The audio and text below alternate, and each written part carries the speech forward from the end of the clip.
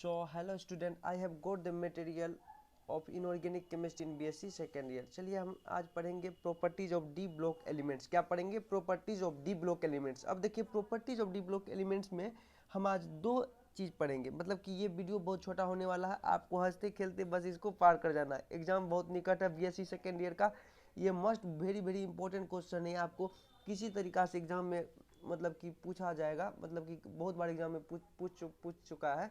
आपको अच्छे से स्टडी करना है। चलिए स्टार्ट करते हैं बिना देर के। से पहले हम क्या पढ़ेंगे वो मैं आपको बता देता हूँ।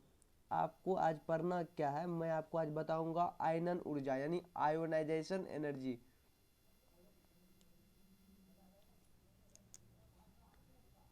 आयोनाइजेशन आयोनाइजेशन एनर्जी इस प्रकार से लिख लो, आयोनाइजेशन एनर्जी। इसको बोलते हैं हिंदी में आयनन ऊर्जा। क्या बोलते हैं? आयनन ऊर्जा। अब देखिए इसको इस प्रकार से आप लिख लो, आयनन ऊर्जा। हमको ये पढ़ना है और उसके बाद पढ़ेंगे ऑक्सीकरण ऑक्सीकरण अवस्था यानी ऑक्सीडेशन अवस्था, मतलब स्टेट। यहाँ इस प्रकार से देख लो आप, ऑक्सीडेशन स्टेट, ऑक्सीडेशन स्टेट।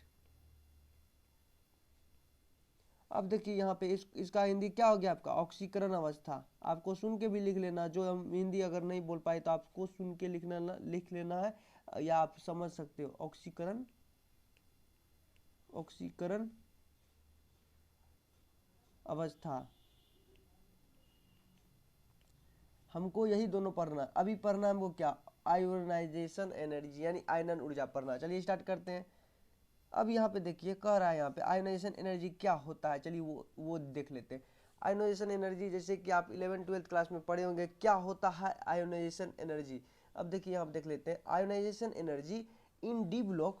आप देखिए यहाँ पे ionisation energy in D block elements, the value of ionisation energy increases when the size of the atom is large। कह रहा in d block elements the value of ionization energy increases when the size of the atom is large। इसका कहने का मतलब यह है कि यह कह रहा है कि डी ब्लॉक के एलिमेंट्स में परमाणु का आकार क्या होता है? डी ब्लॉक के एलिमेंट्स में परमाणु का आकार छोटा होने पर आयनन ऊर्जा क्या होगा? आयनन ऊर्जा का मान बढ़ जाता है, और बड़ा होने पर आयनन ऊर्जा का मान कम हो जाता है। चलिए वही देख लेते हैं किस प्रकार से छोटा होने पर आयनन ऊर्जा का मान बढ़ता है, किस प्रकार से छोटा होने पर आयनन ऊर्जा का मान घटता है। चलिए ये आपके लिए समझने का है। यहाँ पे बस अच्छे से आप ध्यान दीजिए और अब मैं आपको समझा देता हूँ। सबसे पहले हम यहाँ पे एक गोलाकार कुछ बनाते हैं आपको समझाने के लिए। यहाँ पे देख लीजिए। चलिए यहाँ आप देखिए कि ये आपका क्या है, एक मतलब कि डी ब्लॉक एलिमेंट। मन में सोच लो कि आप ट्रांजिशन एलिमेंट में डी ब्लॉक एलिमेंट पे आप घुस चुके हो। इसमें देख लीजिए जैसे कि लेफ्ट से राइट जा रहे हैं, पहला सीरीज में पहला सीरीज आप पढ़ रहे हैं। अब देखिए यहाँ पे ये बड़ा है और दूसरा लेते हैं। अब ये हो गया। अब चलिए ये दोनों में हम देख लेते हैं क्या होता है। अब यहाँ पे आप देख लो, यहाँ पे हुआ क्या, हम जानते हैं कि सेंटर में आपका न्यूक्लियस रहता है। यहाँ पे सेंटर में न्यूक्लियस है और यहाँ पे भी सेंटर में न्यूक्लियस है। और न्यूक्लियस में क्या है? प्रोटॉन और न्यूट्रॉन है। प्रोटॉन पे पॉजिटिव चार्ज होता है, न्यूट्रॉन पे कोई चार्ज नहीं होता है। अब देखिए यहाँ पे यहाँ पे इलेक्ट्रॉन चक्कर लगा रहा है, यानी कि माइनस यहाँ पे इलेक्ट्रॉन चक्कर लगा रहा है। अब देखिए जैसे जैसे हम यानी कि डी ब्लॉक एलिमेंट्स में, जैसे कि यहाँ पे देखिए इसका साइज बड़ा है। अब देखिए सपोज मन में सोचो कि कोई क्लास में, कक्षा में, यानी कि कोई क्लास में, यानी कि कहीं एग्जाम हो रहा है, एग्जाम हॉल में आप बैठे हो, वहाँ पे आपको 5 टीचर है। एग्जाम हॉल में 5 टीचर है, यानी कि आप मन में सोचो कि एग्जाम हॉल में 5 टीचर है, यानी कि एक क्लासरूम में 5 टीचर है। आप विद्यार्थी एग्जाम देना है, 5 विद्यार्थी एग्जाम दे रहा है और 5 टीचर है। एक विद्यार्थी पे एक टीचर है। अब देखिए वहाँ पे विद्यार्थी को चीटिंग करने में बहुत दिक्कत होगा। क्यों होगा? क्योंकि चीटिंग करने में उसको ज़्यादा एफर्ट लगाना होगा, यानी कि एफर्ट इसलिए लगाना होगा क्योंकि वहाँ पे 5 टीचर है, यानी कि उसको देखने के लिए वो चीटिंग करे या नहीं करे, इसलिए उसको देखने के लिए वहाँ पे 5 टीचर है एग्जाम हॉल में। आप इस प्रकार समझ लो। अब देखिए यहाँ पे, तो वहाँ पे हमको ज़्यादा एफर्ट लगाना होगा।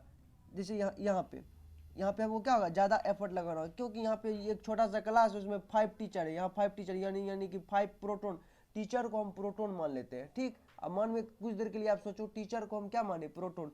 प्रोटोन 5 तो प्रोटोन है, मन में केवल समझाने के लिए बोल रहा हूँ। और यहाँ पे कितना इलेक्ट्रॉन है, 5 इलेक्ट्रॉन है।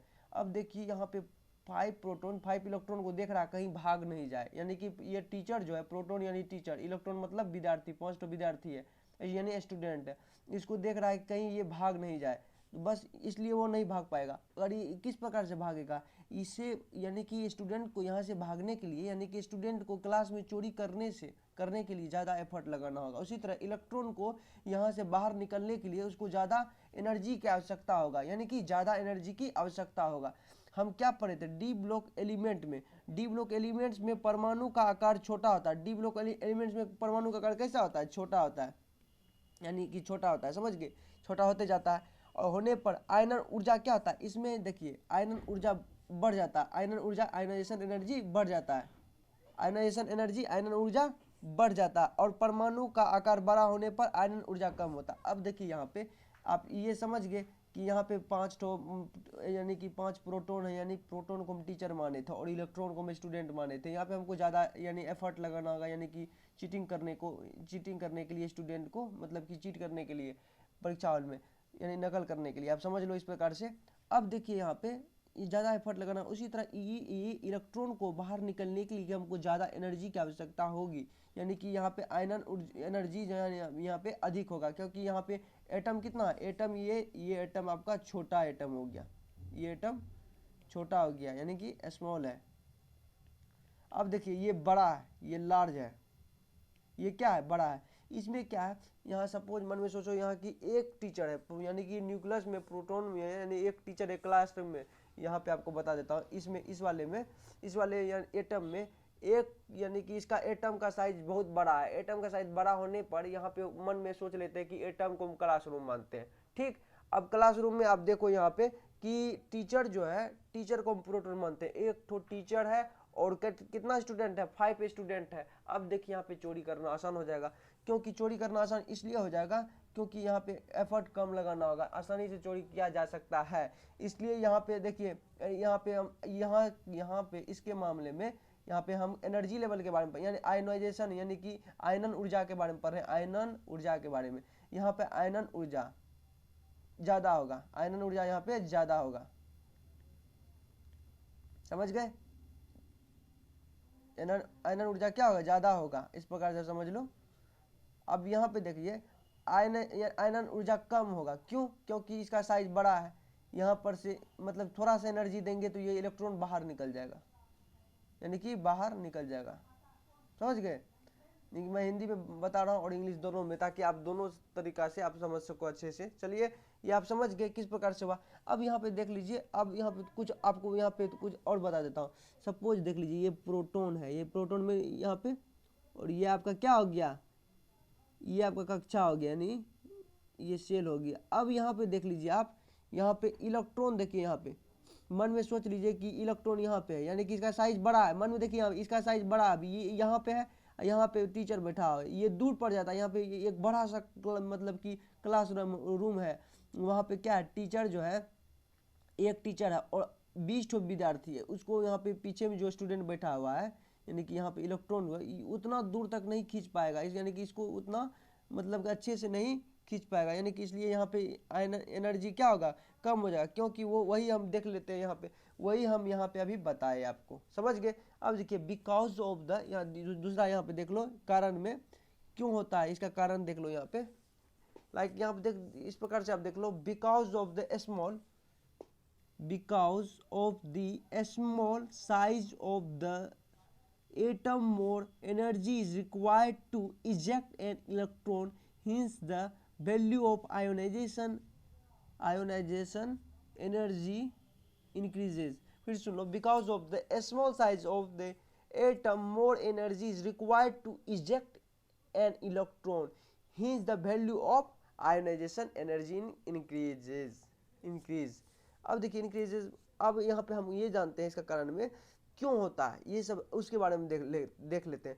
क्योंकि परमाणु का साइज छोटे होने के कारण, इलेक्ट्रॉन को बाहर निकलने में अधिक एनर्जी की आवश्यकता होता है। जैसे कि यहाँ पे आपको बताए, यहाँ पे देखिए, यहाँ पे एटम बड़ा है, यहाँ पे एटम बड़ा है, यहाँ पे मतलब एटम यानी परमाणु का साइज यहाँ पे बड़ा है, तो यहाँ पे इलेक्ट्रॉन को निकलने में आसानी होगा, इजी होगा, समझ गए, आसानी होगा, इसलिए यहाँ पे आसानी से निकल जाएगा। अब देखिए इसी का दूसरा रूप बनाते हैं। यहाँ पे देखिए पॉजिटिव यानी प्रोटॉन है अंदर में। अब देखिए इसके अपेक्षा as compare to this atom, ये एटम में देखिए ये जो एटम है आपका, यहाँ पे आप लोग यहाँ पे देखिए ये एटम जो है आपका, यहाँ पे इलेक्ट्रॉन यहाँ पे भी है, इलेक्ट्रॉन यहाँ से नजदीक कौन है, ये छोटा है, इसलिए यहाँ पे इलेक्ट्रॉन ये नजदीक है, इसलिए ये ज़्यादा मतलब कि ज़्यादा देख रेख में रहेगा, ये मतलब कि ज़्यादा एनर्जी के साथ ये बंधा हुआ रहेगा। अब देखिए ये एनर्जी को यानी कि डिस्ट्रॉय करने के लिए हमको ज़्यादा एनर्जी की आवश्यकता होगा, यानी कि देखिए यहाँ प्रोटॉन जो है इसको बांध के रखता है इलेक्ट्रॉन को, क्योंकि ये कम दूरी पे इसलिए ये बंधा हुआ है, या ये निगरानी में यानी कि ये सामने है, यानी कि बहुत कम दूरी पे, इसलिए दिखाई देता है और अच्छे से सामने रहता है। ये यहाँ से निकालने के लिए, इसको यहाँ से छुड़ाने के लिए हमको ज़्यादा एनर्जी देना होगा, यानी कि हमको मतलब कि आयनन ऊर्जा यहाँ पे अधिक है। यहाँ ये बताया है, ये समझ गए। चलिए ये आपका खत्म हो गया। फिर मैं एक बार बता देता हूँ क्या, क्यों और कैसे हुआ। सुन लीजिए, सुन के आप लिख भी सकते हो अगर आप हिंदी मीडियम से पढ़ रहे हो तो। अब देखिए थोड़ा सा इंग्लिश मीडियम भी आपको मतलब पढ़ लेना है, क्योंकि अगर बीएससी सेकेंड ईयर में आप हिंदी से पढ़ोगे तो मतलब मार्क्स बहुत कम आएंगे। चलिए आप आगे देख लेते हैं। क्योंकि परमाणु का साइज, हम देख लेते हैं क्या होता है। क्योंकि परमाणु का साइज छोटे होने के कारण इलेक्ट्रॉन को बाहर निकलने में अधिक एनर्जी की आवश्यकता होती है, समझ गए, इसलिए आयनन ऊर्जा का मान बढ़ जाता है। इसलिए आयनन ऊर्जा का मान क्या होता है, बढ़ जाता है। हमको एनर्जी को ही आयनन ऊर्जा माने, हमको एनर्जी को ही आयनन ऊर्जा माने। जितना ज़्यादा हम आयनन ऊर्जा देंगे, मतलब कि एनर्जी देंगे, आयनन ऊर्जा का मान बढ़ गया, समझ गए। इस प्रकार से आप समझ लो। अब देखिए यहाँ पे कुछ मैं आपको टॉपिक बता देता हूँ, वीवीआई टॉपिक। अब यहाँ पे देख लो, यहाँ पे कह रहा है कि लेंथेनम का यानी कि डी ब्लॉक एलिमेंट यानी कि ट्रांजिशन एलिमेंट में आयोनाइजेशन एनर्जी सबसे कम किसका और सबसे अधिक किसका। चलिए वो देख लेते हैं। अब यहाँ पे कुछ एग्जांपल दे देता हूँ, चलिए आप नोट करते चलिए कॉपी में, जल्दी जल्दी आप अच्छे से यहाँ पे देख लीजिए। आपको लिखना है लेंथेनम, LEN, इस प्रकार से लिखते चलो, लेंथेनम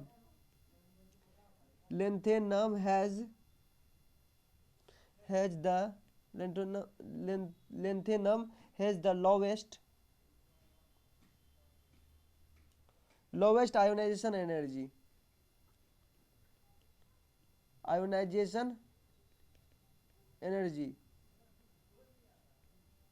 यानी कि लेंथेनम जो है ट्रांजिशन एलिमेंट के फर्स्ट सीरीज में। आप इस प्रकार से जान लो कि लेंथेनम का यानी कि डी ब्लॉक एलिमेंट्स में लेंथेनम का जो है आपका यानी कि आयोनाइजेशन एनर्जी सबसे कम होता है। क्या होता है, सबसे कम होता है, आयोनाइजेशन एनर्जी सबसे कम होता है। चलिए वो लिख लेते हैं कितना होता है, वो भी देख लेते हैं, थोड़ा कलर चेंज कर देते हैं आपको।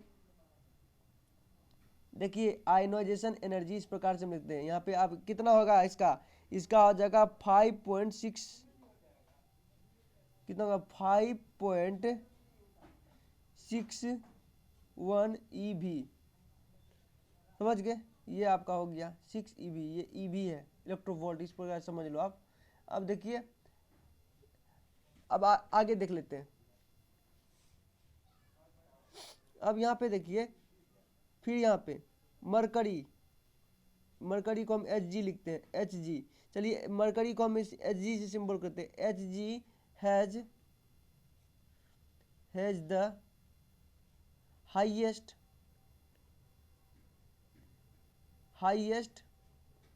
Ionisation energy.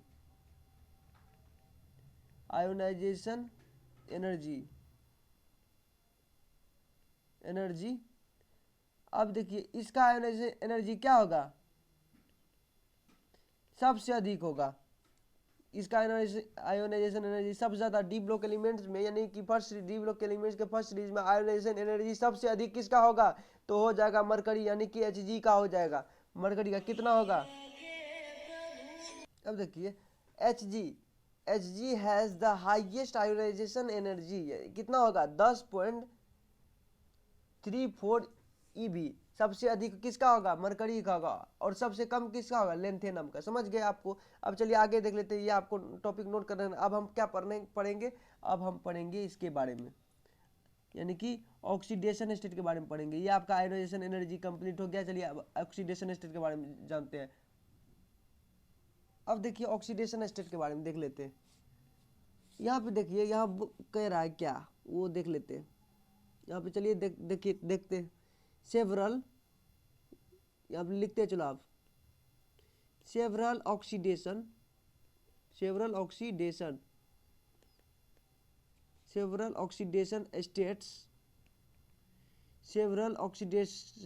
states are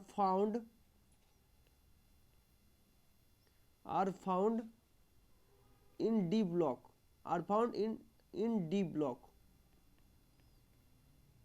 elements. यहाँ पे एलिमेंट्स लिख दो आप, एलिमेंट्स। अब देखिए इसका मतलब ये क्या हो गया, several oxidation states are found in D block elements. इसका कहने का मतलब ये हो गया कि डी ब्लॉक के एलिमेंट्स में कई ऑक्सीकरण अवस्थाएं पाई जाती है, वो देख लिए। अब थोड़ा सा आगे चलते हैं थोड़ा सा। अब यहाँ पे देख लो, यहाँ व्हाई डू ट्रांजिशन एलिमेंट्स, आगे देख लेते हैं। ये क्वेश्चन क्या कर रहा है, यहाँ पे क्वेश्चन, यहाँ पे देख लो। यानी क्वेश्चन आपको लिखना जरूरी नहीं है, एग्जाम में अगर कहीं पूछा जाए तो आपको अच्छे से ये आपको याद आ जाए, आप अच्छे से नोट करके आप एग्जाम में लिख सको। चलिए देख लेते हैं। Why do transition elements show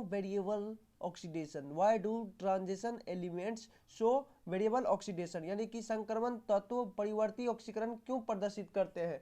संक्रमण तत्व यानी ट्रांजिशन एलिमेंट जो है आपका ऑक्सीकरण क्यों प्रदर्शित करते हैं, वो देख लेते हैं। यहाँ पे आप देख लो चौथा में, यहाँ क्या कर रहा है, why do transition element show variable oxidation state, यानी कि जो मैं आपको बताया अभी। अब यहाँ पे देख लो आप, यहाँ कह रहा है क्या, this is because the energy levels of 3D 4D and 5D are almost the same as 4s 5s and 6s orbitals, so the present different types oxidation state. कहने का मतलब why do transition element show variable oxidation, यानी कि संक्रमण तत्व परिवर्ती ऑक्सीकरण क्यों प्रदर्शित करते हैं। संक्रमण तत्व यानी आपका ट्रांजिशन एलिमेंट, ये समझो संक्रमण तत्व मतलब क्या, ट्रांजिशन एलिमेंट ऑक्सीकरण क्यों प्रदर्शित करते हैं, उसके बारे में हम देख लेते हैं, क्यों प्रदर्शित करते हैं। इसका कारण यह है कि उसका कारण यह है कि this is because the energy level of 3D 4D and 5D are almost the same as 4s 5s and 6s orbital, so the represent different types of oxidation state. इसका कारण यह है कि जैसे कि वो पढ़ते हैं, जैसे संक्रमण तत्व परिवर्ती ऑक्सीकरण क्यों प्रदर्शित करते हैं, वो देख लेते हैं। इसका कारण यह है कि क्योंकि 3D 4D एवं 5D 3D